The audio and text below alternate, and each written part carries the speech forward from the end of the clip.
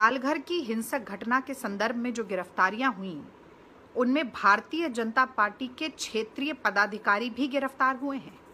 मैं बहुत लंबे अरसे से कहती आ रही हूं कि अपनी सांप्रदायिक, हिंसक और विभाजनकारी राजनीति को अंजाम देने के लिए भारतीय जनता पार्टी लगातार धर्म का, धार्मिक भावनाओं का और आस्था का इस्तेमाल एक हथियार की तरह करती है।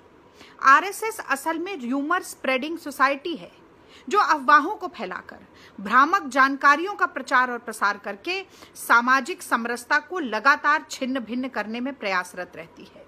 अगर ये लोग डिवाइड नहीं करेंगे तो रूल कैसे कर पाएंगे? देश में असली तोड़ो और राज करो की राजनीति अगर कोई कर रहा है तो वो संघ और भाजपा हैं। ये एक बार फिर पालघर की घटना ने स्थापित कर दिया है।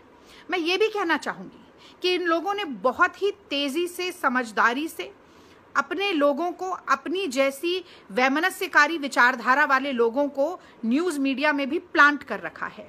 और अर्नब गोस्वामी से बड़ा उसका उदाहरण क्या होगा, जो लगातार जब से पत्रकारिता कर रहा है अपनी जुबान से जहर फैलाने और आग लगाने के काम से पीछे नहीं हट रहा है।